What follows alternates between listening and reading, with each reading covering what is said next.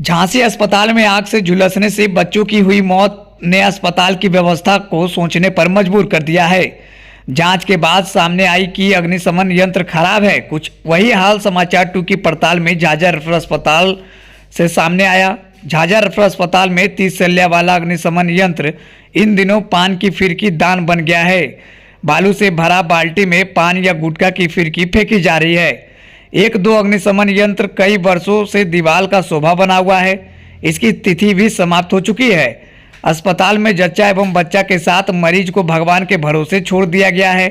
अस्पताल में किसी कारण से आग लग जाए तो उसे बुझाने का कोई व्यवस्था नहीं है। मरीज के किसी वार्ड या कमरे में अग्निशमन यंत्र उपलब्ध नहीं है। हर वार्ड में ऑक्सीजन का कनेक्शन किया हुआ है। यूपी राज्य के झांसी जिला में एक मेडिकल कॉलेज में आग की चपेट में आए बच्चे एवं मरीज की मौत की खबर पर रविवार को समाचार 2 की टीम रेफरल अस्पताल के अग्निशमन यंत्र की पड़ताल की। पड़ताल में अस्पताल की व्यवस्था की पोल खुल गई।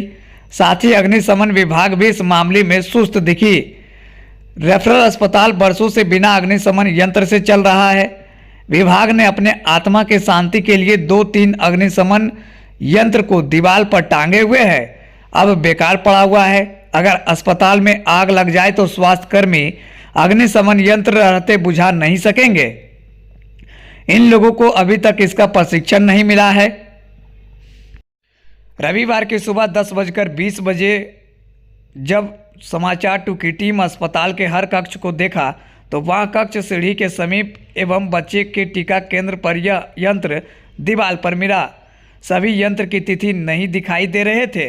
अस्पताल कर्मी ने कहा कि अग्निशमन यंत्र वर्षों से एक ही जगह पर पड़ा हुआ है, कभी इसकी जरूरत ही नहीं पड़ी।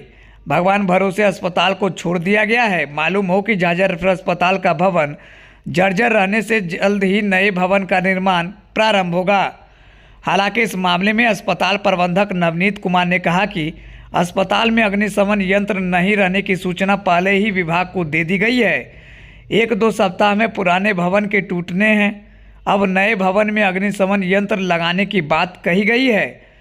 2-3 जो यंत्र दिखाई दे रहे हैं उसकी तिथि एक्सपायर हो चुका है। ब्यूरो रिपोर्ट समाचार 2 जमुई।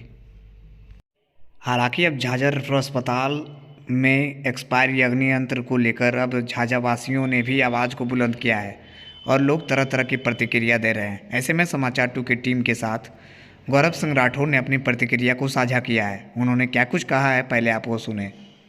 देखिए, जिस तरह से उत्तर प्रदेश के झांसी में जो घटना हुई है रानी लक्ष्मीबाई मेडिकल कॉलेज में, जिस तरह से NICU वार्ड में आग लग गई, शॉर्ट सर्किट का कारण बताया जा रहा है इसमें, और उसमें 10 बच्चे की निर्मम मौत हो गई है। काफ़ी हृदय विदारक घटना है ये, जिसकी जितनी भी हम आलोचना करें कम है। ये कहीं ना कहीं वहाँ के स्टाफ की लापरवाही है, और ऐसी लापरवाही कहीं ना कहीं हम लोग के झाझा रेफरल अस्पताल में भी कभी कभार देखी जाती है। यहाँ भी देखिए, सबसे बड़ा मुद्दा ये है कि जब आग लगी थी झांसी मेडिकल कॉलेज में, तो उस समय जो अग्निशामक यंत्र होते हैं वो एक्सपायर डेट में, तो वो सही से काम नहीं किए, और जब वो काम नहीं किया तो निश्चित रूप से आग बड़े पैमाने पर फैल गई। यहाँ भी झाझा रेफरल अस्पताल में हमारे बड़ी आबादी का क्षेत्र है। कहते हैं घटना जो है कभी बोल करके नहीं आती है, कभी भी किसी रूप में आ सकती है, और सतर्कता हटी तो दुर्घटना घटी। तो हम लोग इससे गुरेज नहीं कर सकते हैं। सतर्कता हम लोग को ही बरतनी चाहिए।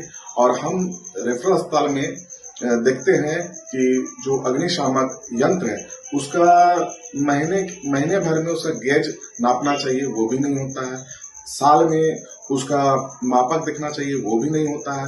हमको तो लगता है कि यहाँ के सभी जो अग्निशामक यंत्र हैं वो एक्सपायर डेट में चले गए हैं, तो उसका भी बदलना मुनासिब नहीं समझ रहे हैं यहाँ के अस्पताल के प्रबंधक। तो हम चाहेंगे कि भविष्य में ऐसी घटना हम लोग के यहाँ ना हो।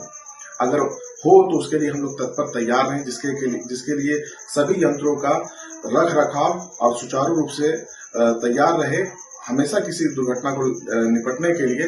तो निश्चित रूप से रेफरल अस्पताल को भी ऐसे अग्निशामक यंत्रों को हर महीने जांच करनी चाहिए, और अगर एक्सपायर है तो उसको बदल देनी चाहिए, तभी हम लोग ऐसी घटनाओं से बच सकेंगे। और जो यूपी में घटना हुई है झांसी में रानी लक्ष्मीबाई मेडिकल कॉलेज के NICU वार्ड में, उन सभी 10 जो आग से झुलसने के कारण मृत हो गए बच्चे, उनके हम भगवान से ईश्वर से प्रार्थना करते हैं कि सभी की आत्मा को शांति मिले, उनके पीड़ित परिवार को इस दुख के बेला में सहन शक्ति मिले।